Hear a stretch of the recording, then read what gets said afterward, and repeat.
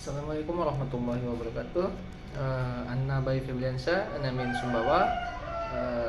Toib di video saya akan menjelaskan itu tentang tugas, yaitu mentranslatekan atau menerjemahkan video sebelumnya, yaitu dari YouTube dari bahasa Arab ke bahasa Indonesia. Itu di video tersebut saya akan menjelaskan ada beberapa macam pembelajaran, yaitu menganalisis pembelajaran, menganalisis kualitas buku baca, buku ajar, dan menganalisis kurikulum. Jadi di video yang pertama, di penjelasan yang pertama, yaitu menjelaskan tentang menganalisis kurikulum. Apa itu menganalisis kurikulum? Adalah dokumen yang dibuat menjadi petunjuk dan menjadikan pendidikan akan dibawa, dan pola pendidikan seperti apa yang hendak dianggap cocok dan tepat dapat mencapai tujuan yang telah disepakati itu. Adapun di penjelasan yang kedua, yaitu menganalisis pembelajaran.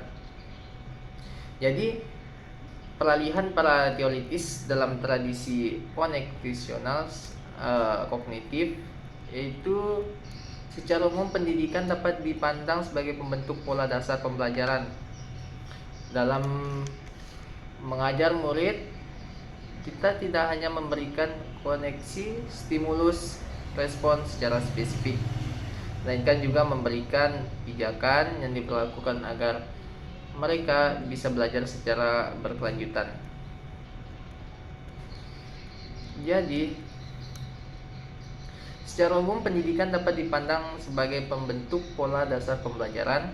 Dalam mengajar murid-murid, kita tidak hanya memberikan koneksi stimulus respon secara spesifik.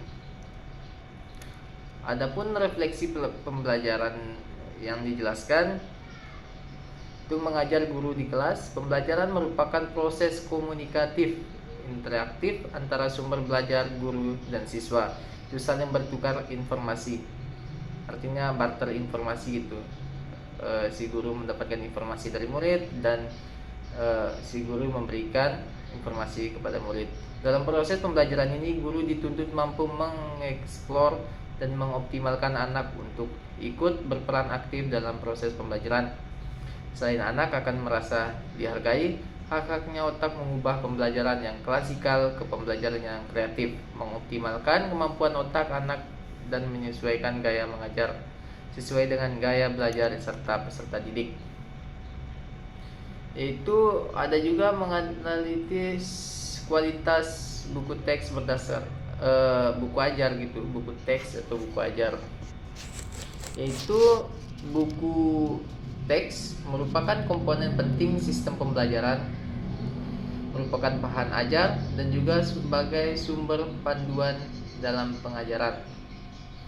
Selain kurikulum yang merupakan pedoman bagi sistem pengajaran, pemilihan buku teks yang dipakai harus didasarkan pada kurikulum dan kualitas lain yang harus dimiliki buku teks agar menjadi buku teks yang berkualitas.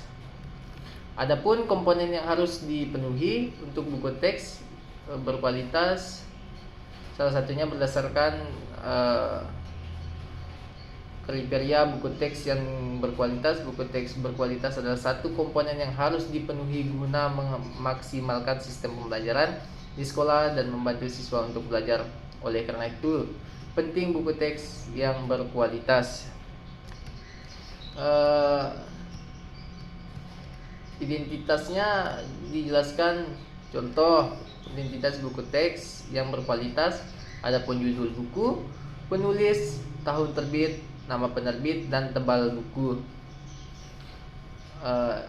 Mungkin sekian penjelasan dari saya mengenai video yang diberikan oleh dosen.